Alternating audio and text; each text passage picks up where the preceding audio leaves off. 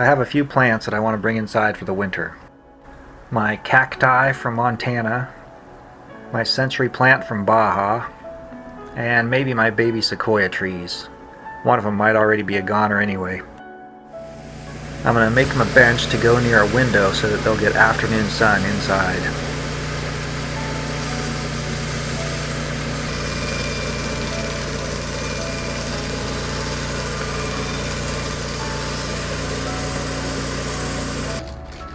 I still have some juniper slabs from the ranch.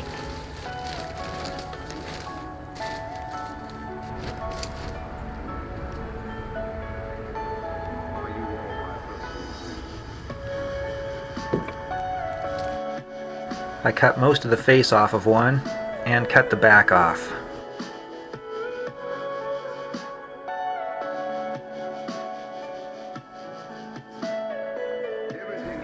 My circular saw blade didn't go all the way through, so I had to turn it over and guess for a second cut.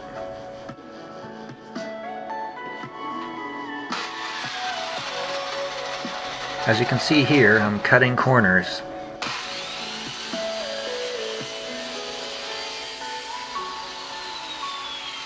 This is so it will be less painful when I hit it with my knee.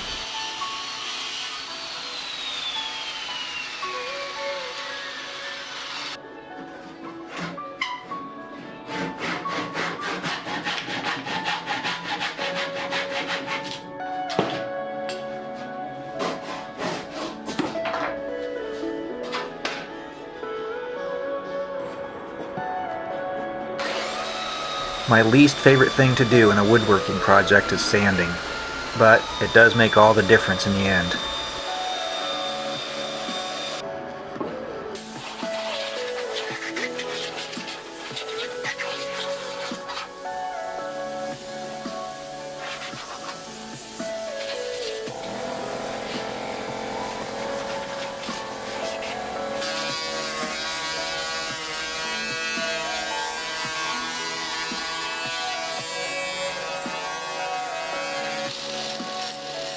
I use a grinder to smooth out the rough edges.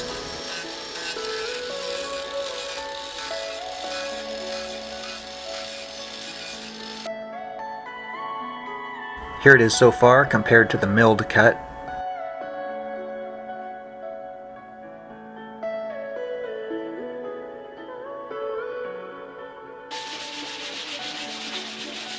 Clean it up with a finer grit sanding pad.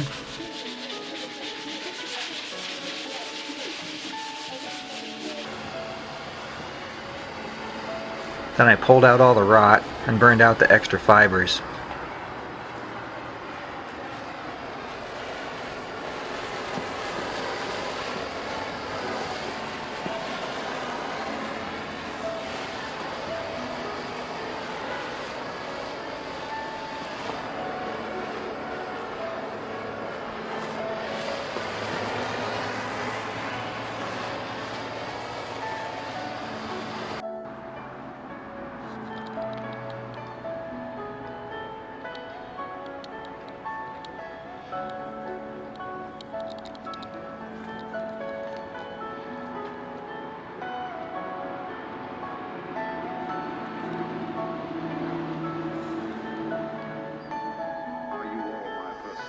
My next least favorite thing to do is to paint or stain, but I stained her in a natural finish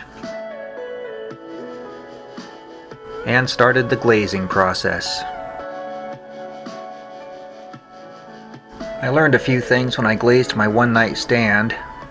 It's just going to take a little longer with preparation and multiple coats. Let's see how it goes. First I'm going to pour a little bit into these big cracks to see if it leaks and to seal up the leaks. Eventually I'll probably put rocks in there, even though this looks super cool with the burn. I'll probably fill it with rocks because this stuff is not cheap. I'll also fill in the face with rocks and glaze. Probably not this, that's on the bottom. Might put a little glaze in it just for strength. This one goes all the way through, as you probably saw when I burned. This one goes all the way through, so I'll have to tape that up. I'll have to tape up the end, but that'll be a few days from now. And then all these knots have little cracks in them. Little cracks everywhere. Those are going to suck up the glaze.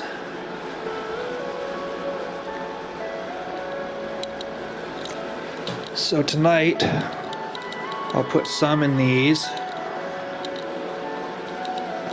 let it dry overnight, probably hit that crack. Got my space heater going because this stuff dries a lot better when it's warm. Actually, I had some super glaze left I found, so I'm going to start off with that. I'm not too worried about bubbles right now because I'm just going to fill in these holes a little bit just to plug up any cracks. Like that crack is definitely going to leak a little bit, but overnight it should be sealed.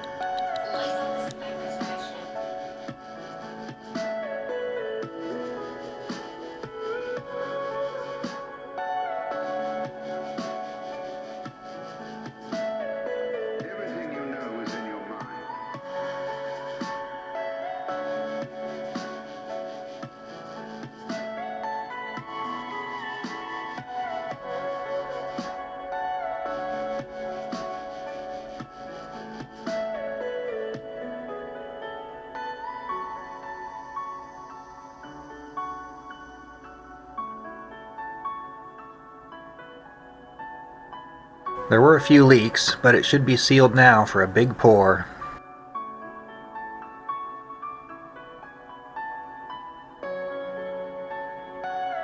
I blocked the overflow with scrap wood that was covered in packing tape.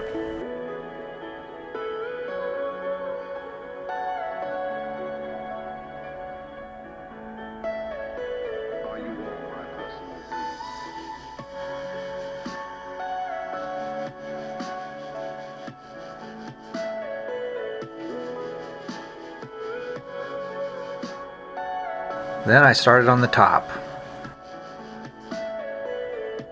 Filled in the gaps with rocks and some lichen from the ranch. I didn't fill this gap all the way, so you can still see where I burned out the rot.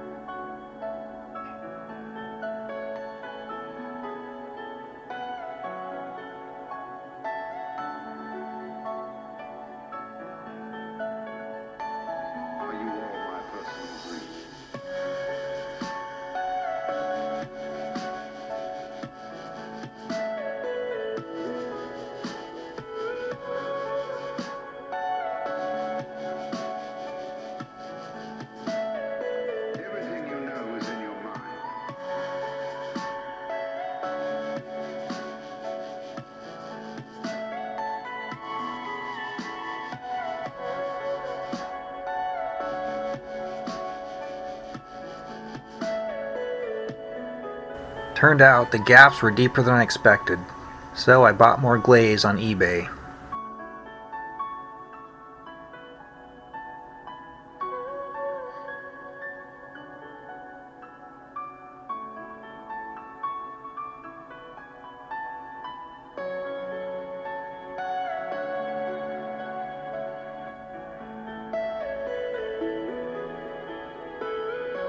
While the face was drying with her first full coat of glaze, I made the legs out of 2x4s.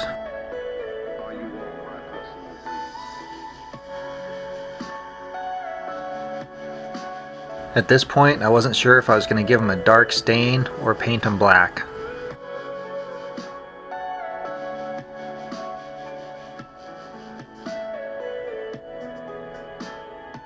I went with a thin coat of flat black.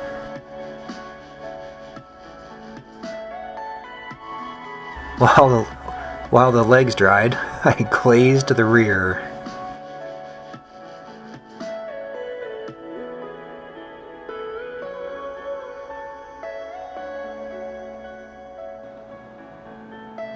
This is Bailey Irish Cream, the cat tard. She's supposed to be playing with the bouncy butterfly.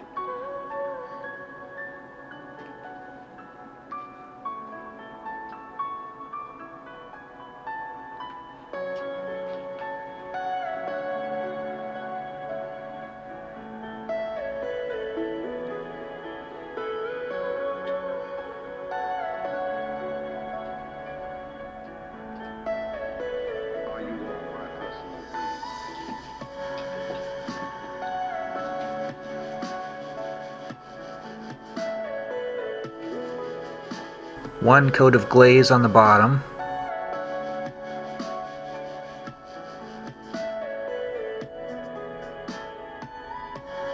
And prep for the first full coat on the top.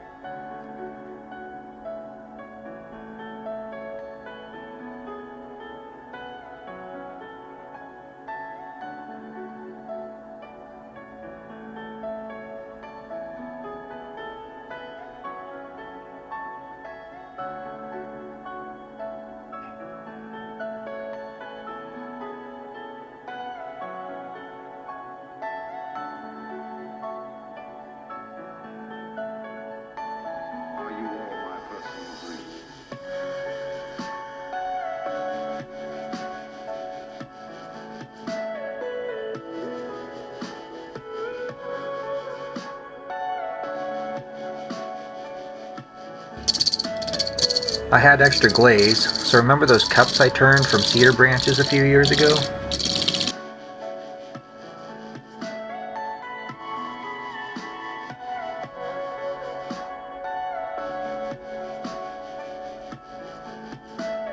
I decided to dust them off and put a coat on them.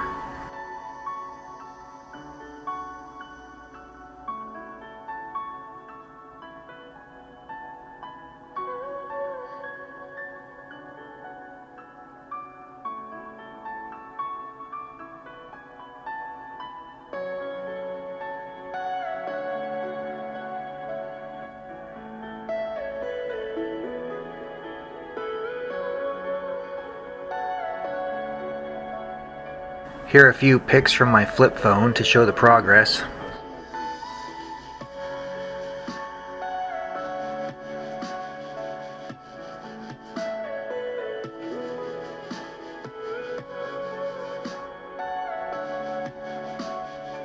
The rescue cats and their feral mom being lazy by the fire. There's Bailey Irish Cream and Scrag. The feral mom. Princess Isabella Maria Lucia, and California Orange Poppy. On to the legs. They have a thin coat of black, but I'm going to sand them down a bit to give them that worn antique look. Then stain them with golden oak so the white fur isn't such a contrast. They're attached with a couple bolts and outdoor screws. One final coat of glaze on top, and then I'll let her dry overnight.